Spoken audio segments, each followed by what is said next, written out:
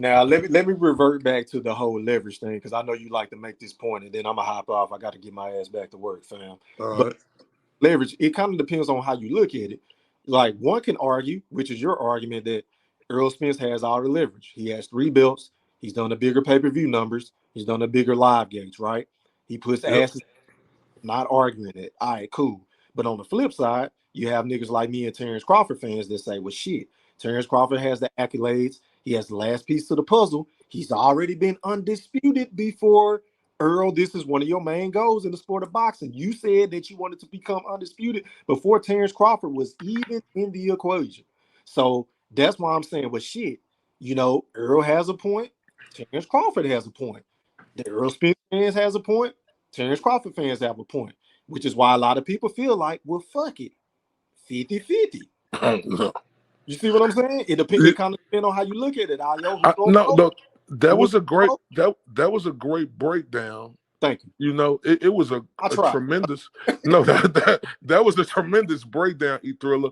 But like to make an argument for the fight, nigga, nigga, you should have been you should be nigga campaign manager, nigga, politicking like a motherfucker, making them great ass assessments like that. Like he does have the accolades. Like I can't argue that. Can walk away. But but my thing is, what have them accolades done for him though?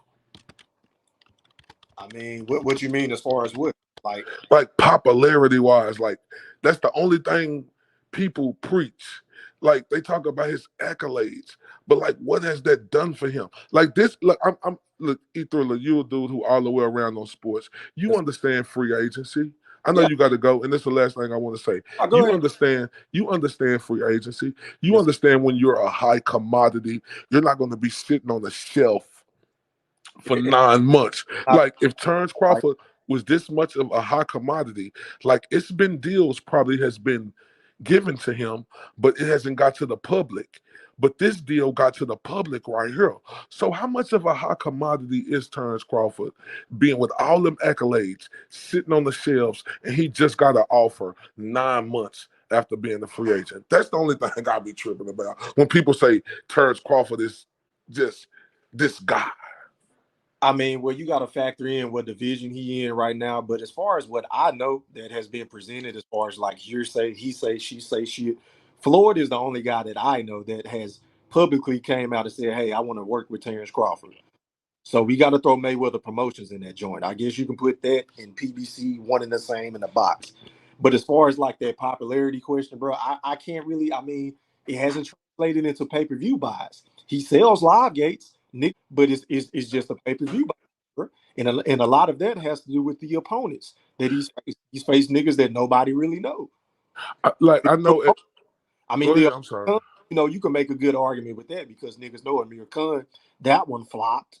And then, of course, you had the Sean Porter shit, which was only reclined to the fucking ESPN Plus app. And I had a hard time ordering that shit, and I'm tech savvy.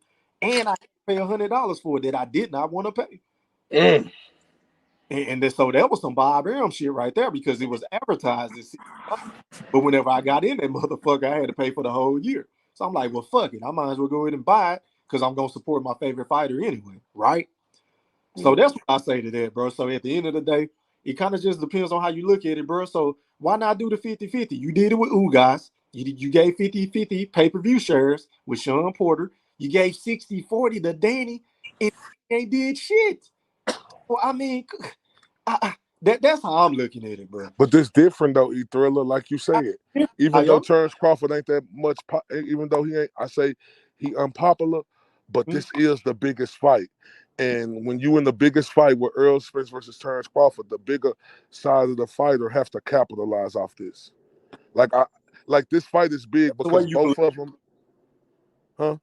I said, nah, that's another way you can look at it. Go ahead, my bad, bro. No, I'm saying the fight is big because of the both of them. I'm not going to ever discredit that because Terence Crawford versus Errol Spence coming together, this fight is enormous because of the both of them. But Errol Spence know that. And he know he in a way better position than Terence Crawford is right now because let's be honest, Terence Crawford has been chasing Errol Spence down for almost 5 years now. That's documented. So with Errol Spence looking at, okay, yeah, this is the biggest fight. Yeah, we do really both need each other, but Yep. I'm in a way better position to call shots than that guy. That's just how I'm thinking. I could be wrong on on what Errol Spence thinking, but that's just how I'm thinking if I'm in that position. Okay, I got two last points to make before I jump Mhm. off of here. My bad, bro. You know, if you was coming on at night, I rock with you all night. But my first point, I always make this point whenever people bring up the whole Earl Spence need to be the A side shit. If you rewind time and if you go to ESPN and pull this up, you can fact check me.